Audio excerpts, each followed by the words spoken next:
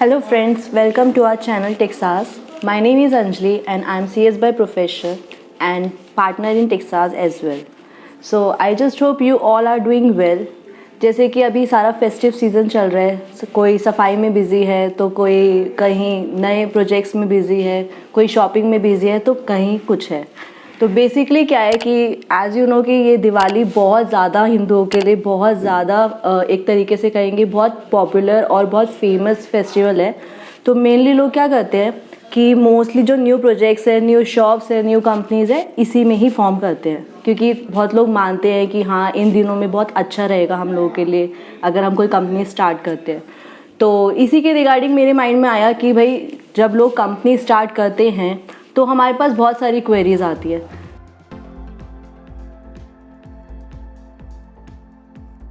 जो पहली क्वेरी ये आती है हमारी वो ये आती है कि हम कंपनी बना तो रहे हैं, चाहे वो प्राइवेट लिमिटेड हो, पब्लिक लिमिटेड हो, एलएलपी हो, ओपीसी हो। पहले तो ये हो जाता है कि इसमें डिफरेंस क्या होता है, तो वो आपने मोस्टली हमारी पुरानी वीडियोस में देख लिया होगा। तो मेनली जो मेन क्वेश्चन आता है हमारे क्लाइंट्स का, या फिर आप लेमन लैंग्वेज में भी बोले तो मेनली ये होता है कि वो ये बोलते हैं कि मैम या सर हम लोग नाम तो रखना चाहते हैं कुछ यूनिक सा, लेकिन उसके लिए क्या क्या पॉइंट्स होते हैं, कंपनी रूल में ऐसा कुछ है, कंपनीज एक्ट में ऐसा कुछ है कि भाई किसी में प्रोहिबिशंस हो या किसी में आपको अलाउंस हो, क्या है। तो वो हमसे पूछते हैं कि आप हमें ऐसा करो, आप हमें सजेस्ट करके दो कंपनी का नेम, क्योंकि हमें बहुत सारी कन्फ्यूजन है।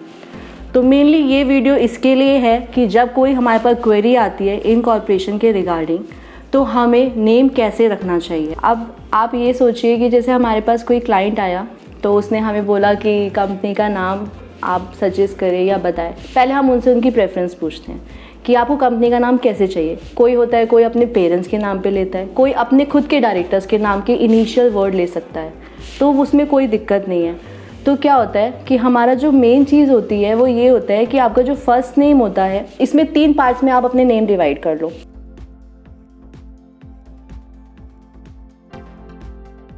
First name should be unique. Unique में जैसे कि हमारा खुद का टेक्सास, हम टेक्स वर्ड यूज़ करते वो हमें नहीं मिलता क्योंकि tax is a very common word, but हमने लिखा TAXAJ, that is our brand, that is unique. Second word कि आप उस कंपनी में क्या काम करना चाहते हो, आप इवेंट से रिलेटेड काम करना चाहते हो, आप गिफ्ट कैरिटी से करना चाहते हो, travelling, food, anything, but that should be reflected in your name. जैसे हमारा जो काम है वो है कॉर्पोरेट सर्विसेज का, we provide services to the corporates, तो इसलिए हमारा Texas corporate services. Last name जो है वो आपका ये होता है कि आपकी प्राइवेट लिमिटेड है या पब्लिक लिमिटेड। अगर प्राइवेट लिमिटेड होगी तो वर्ड आएगा PVT LTD, that is private limited. Public limited company होगा सिर्फ लिमिटेड वर्ड आएगा। और अगर इन केस ऑफ आपका OPC प्राइवेट लिमिटेड होगा तो आपका, जैसे हम अगर करें तो हमारा टेक्सास कॉर्पोरेट सर्विसेज ब्रैकेट में OPC प्राइवेट लिमिटेड ये होगा।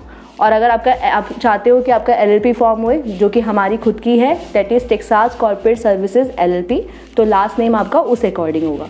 इसमें मेनली लास्ट नेम इसलिए आपको बाइफिकेट करना पड़ता है कि आपको कोई भी जो लोग हैं वो आपके नाम से बता दे कि आपकी कंपनी कहाँ फॉल करती है, प्राइवेट में, पब्लिक में, OPC में या LLP में।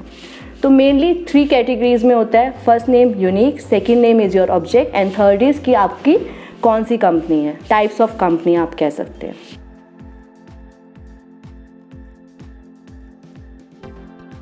दूसरा, कंपनीज इनकॉर्पोरेशन के लिए आपको सबसे पहले कंपनी रिजर्वेशन करवाना पड़ता है। उसमें आपका क्या है, आपको सबसे पहले रूल्स फॉलो करने होते हैं। रूल्स ऑफ कोर्स आप लोग नहीं करेंगे याद, बट हम लोग का काम है आपको बताना कि बेसिक जो होता है वो हम आपको बताते हैं। जैसे कि आपका कंपनीज इनकॉर्पोरेशन रूल 2014, ये आपका कहता है कि आपका जो नाम है वो किसी भी स्टेट गवर्नमेंट से रिलेटेड नहीं होना चाहिए, कोई भी सेंट्रल गवर्नमेंट से रिलेटेड नहीं होना चाहिए। मेनली अभी 23 फरवरी 2020 में एक अमेंडमेंट आई थी MC इनकॉर्पोरेशन रूल्स के रिगार्डिंग। उसमें क्या था आपका कि पहले क्या होता था कि जो कंपनी का नाम आप लोग फाइल करोगे वो आपका रन में फाइल जाता था with the fee of ₹1000।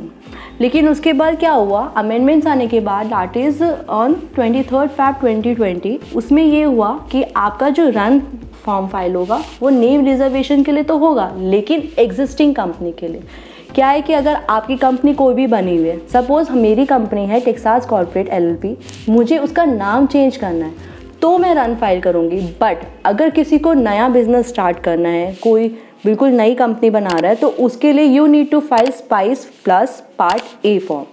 Costing दोनों की सेम है, 1000 रुपीज़ दोनों के ही लगेंगे, लेकिन इसमें थोड़ा चेंजेस फॉर्म्स का कर दिया। सेकेंड अमेंडमेंट चेंजेस ये आए कि पहले क्या था ना कि नेम रिजर्वेशन आपने आज की डेट पे 1 नवंबर, तो अगर आज हमने फॉर्म फाइल किया, सपोज कल हमारे पास आ गया नेम अप्रूवल लेटर, तो उसका जो नेम पीरियड जो हम रिजर्व करके रख सकते हैं वो पहले होता था 60 डेज, जो कि अब हो गया है 20 डेज। मतलब कि ये है कि अगर आपने आज के हिसाब से अमेंडमेंट्स आने के बाद अगर आज की डेट पे आप फॉर्म फाइल करते हैं तो आपका जो नेम रिजर्वेशन होगा वो होगा 20 डेज के अंदर।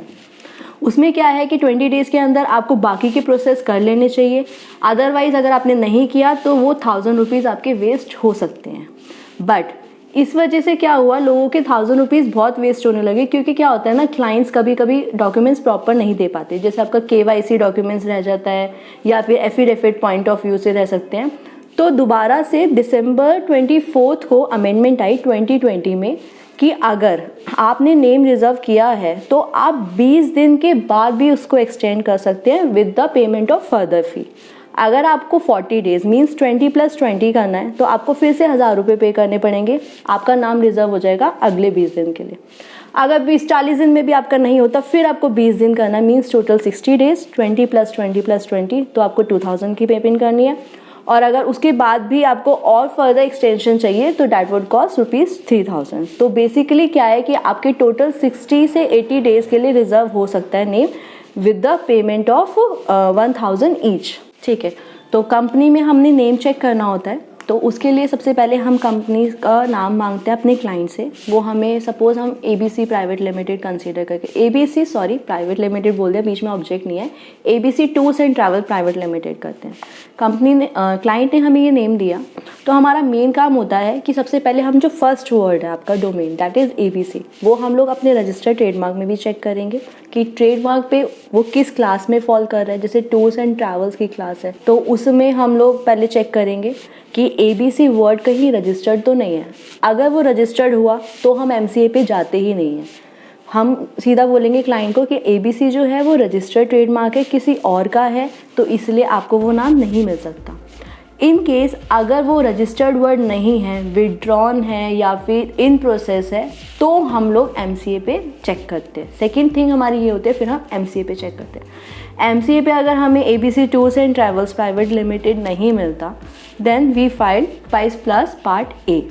और एक चीज़ और है इसमें, अगर हमें लगता है 100% कि हमें नाम मिल जाएगा अपने प्रैक्टिस के हिसाब से, तो हम पार्ट ए फाइल करते नहीं हैं, हम सीधा इनकॉर्पोरेशन प्रोसेस में जाते हैं, जैसे पार्ट बी। नेम रिजर्वेशन के लिए कुछ पॉइंट्स बेसिकली जो मेन हमें बहुत ध्यान रखना चाहिए, जैसे कि क्या होता है कि आप सिंगुलर या प्लूरल वर्ड नहीं यूज़ कर सकते।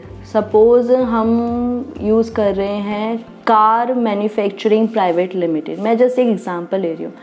अगर कार मैन्युफैक्चरिंग प्राइवेट लिमिटेड अगर कंपनी में है रजिस्टर्ड MCA पे, तो हम cars CARS cars manufacturing private limited नहीं ले सकते। मींस S या ES से आपकी जो कंपनी है वो डिफरेंट नहीं हो सकती existing company say that is registered on MCA। First thing आपकी ये। सेकेंड थिंग क्या होती है कि इसमें आप प्रोनाउंसिएशन इज़ वेरी इंपॉर्टेंट। जैसे आप सपोज करो CUE Q marketing private limited, और अगर हम सिंपल उसको यूज़ करें QUE, तो CUE is known as Q and QUE is also known as Q, तो उसमें भी आपका कोई डिफरेंस नहीं आ सकता। अगर कोई बोले कि CUE रजिस्टर्ड है, हमें तो QUE चाहिए, बट प्रोनाउंसिएशन इज़ सेम, तो वो आपको नाम नहीं मिलेगा। उसके बाद कुछ वर्ड्स बहुत ज़्यादा ऐसे हैं जो प्रोहिबिटेड है, उसमें आप सोच ही नहीं सकते। जैसे कि आपका फर्स्ट वर्ड दा नहीं होना चाहिए, THE से कोई भी कंपनी स्टार्ट नहीं हो सकती, that is prohibited in companies incorporation rule 2014। आपका फाइनेंस वर्ड से related national, corporates, state government, panchayat और आपका मतलब जो भी आपकी कंट्री को इफ़ेक्ट करे, मतलब आपको उस नाम से लगे कि ये शायद इस कंपनी में स्टेट गवर्नमेंट या सेंट्रल गवर्नमेंट कहीं ना कहीं इन्वॉल्व होगी, क्योंकि हमारा जो मेन होता है हम किसी को भी जज करते हैं। हम इंसान को भी जज करते हैं नाम से और हम कंपनी को भी जज करते हैं नाम से। तो मेनली हमारा नेम में ऐसी कोई चीज़ नहीं आनी चाहिए जिससे हमारी कंट्री से इफ़ेक्ट लगे, कि जैसे मैं बोल सकती हूँ आपको स्टेट गवर्नमेंट प्राइवेट लिमिटेड, तो ये आपको नाम बिल्कुल नहीं मिलेगा क्योंकि इसमें स्टेट गवर्नमेंट वर्ड आ रहा है, दैट इज़ ऑल्सो प्रोहिबिटेड। और बहुत सारे पॉइंट्स हैं जो आपको माइंड में रखने चाहिए, जैसे आप डिफरेंट टेंसेस से यूज़ नहीं कर सकते। Bright enterprises private limited, brightening enterprises limited, एक आईएनजी एक टेंसेस लगाने से, पास्ट या प्रेजेंट या कंटिन्यूस करने से कंपनी का नाम अलग नहीं होता। मेनली क्या है, मैं आपको ये सब एग्जांपल सिर्फ इसीलिए बता रही हूँ कि थोड़ा सा आपके लिए ईजी हो जाए, क्योंकि जब भी हमारे पास कोई क्लाइंट्स आते हैं वो हमेशा प्रोफेशनल्स नहीं होते, उन्हें कंपनीज लॉ की मतलब नहीं पता होता उनको कंपनीज लॉ के बारे में, तो हम लोग उनको लेमैन की तरह ही पूरा एक्सप्लेन करते हैं। और इसीलिए मैं इस वीडियो में भी आपको सिर्फ इसीलिए आपको एग्जांपल के साथ समझाना चाह रही हूँ कि जिससे कि आपको थोड़ा सा क्लैरिफाई हो, क्योंकि एग्जांपल से मुझे ऐसा लगता है कि हम लोगों को थोड़ा ज़्यादा अच्छे से समझ पाते हैं। तो आपका डिफरेंट टेंसेज अगर आप यूज़ कर रहे हो तो उसमें भी उसको वो अलाउंस नहीं है। उसके बाद आप ABC enterprises private limited registered है, बट आप लिख रहे हो A.B.C, एक डॉट लगा रहे हो, तो वो भी आपके यहाँ पे कंपनी इनकॉर्पोरेशन में अलाउंस नहीं है। हमारे पास बहुत सारे ऐसे केसेस आते हैं कि वो बोलते हैं कि हमने तो गूगल किया है, हमें तो नाम मिल जाएगा, बट एक्चुअली में क्या होता है ना, हम लोगों का चेक करने का नेम और आप लोगों के चेक करने में थोड़ा सा स्लाइटली डिफरेंस है। That's why we are professional and take care of your business. तो आपका ये डॉट लगना और आपके कुछ वर्ड्स है .com लगना, www वर्ड यूज़, ये अगर होस्ट नेम आप यूज़ कर रहे हैं, जैसे कि टेक्सास कॉर्पोरेट सर्विसेज LLP है हमारा, अगर हम texas.com सर्विसेज LLP करते तो वो भी नहीं आपको मिलेगा।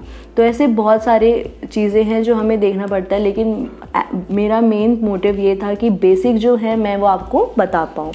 उसके बाद ट्रांसलेशन, आपका कोई सपोज़ करो कि आपका कोई वर्ड है नेशनल इलेक्ट्रिसिटी कॉरपोरेशन लिमिटेड और उसको आपने हिंदी में कन्वर्ट कर दिया राष्ट्रीय विद्युत निगम लिमिटेड, तो वो भी आपको नाम नहीं मिलेगा। तो मेनली अगर आप कोई इंग्लिश में आपकी मतलब पूरा इंग्लिश में अगर आपका कंपनी नेम रजिस्टर्ड है और आपको उसको हिंदी में ट्रांसलेट कर रहे हो या किसी भी लैंग्वेज में, उर्दू या जो, तो वो आपको नहीं मिलेगा। तो उसके लिए एग्जांपल मैंने आपको बता ही दिया है। और आपको गवर्नर वर्ड नहीं मिल सकता, बोर्ड नहीं मिल सकता, कमीशन वर्ड नहीं मिल सकता। तो ऐसे बहुत सारे नेम हैं जो तो हम क्लाइंट हमसे बोलते हैं, हम डायरेक्ट उनको बोल देते हैं क्योंकि वो तो स्पेसिफिक आपको मेंशन है। तो ऐसे कम से कम 15 से 20 वर्ड्स हैं जो बिल्कुल ही प्रोहिबिटेड होंगे, आप चाहे उसमें कितने भी चीज़ें कर लो। उसके बाद आपका टेक्सास कॉर्पोरेट सर्विसेज LLP है, उसके आगे आपने लगा दिया Texas corporate services, Texas corporate services, तो वो भी आपको अलाउड नहीं होगा, वो रिजेक्ट हो जाएगा बाय द रिस्पेक्टिव ROC, इस रीज़न से कि ये वर्ड लगाने से SES या फिर आपका टेंसेस चेंज करने से या हिंदी ट्रांसलेशन करने से ये वर्ड्स आपको नहीं मिलेंगे। उसके बाद स्लाइटली आपका थोड़ा सा वेरिएशन हो गया, जैसे colour COLOR, colour labs private limited हमने किया और हम कर रहे हैं CLOUR, तो कलर COLOR और COLOUR दोनों ही सेम है, तो ये भी आपको नेम नहीं मिलेगा। तो मेरा आज का यही था कि अब दिवाली आ रही है तो बहुत सारे बिजनेसेस लोगों को स्टार्ट करने होंगे, कंपनी स्टार्ट करनी होगी, तो उनकी जो मेन क्वेरीज होती है वो रिगार्डिंग नेम रिजर्वेशन की होती है। तो आई जस्ट होप कि मैं आपके सारे पॉइंट्स मैंने क्लियर करे होंगे आपके। So have a good day, thank you for watching this video and thanks for all the support, क्योंकि आपकी वजह से हमारा टेक्सास चैनल में सब्सक्राइबर्स लास्ट 2 वीक्स से बहुत ज़्यादा एक्सट्रीम अच्छी ग्रोथ करी है। तो मैंने भी कोशिश की है कि मैं आपको ये वीडियो दिखा के थोड़ा आपकी हेल्प कर पाऊँ, थोड़ी कन्फ्यूजन दूर कर पाऊँ। So do like and share and subscribe our channel. Thank you, bye.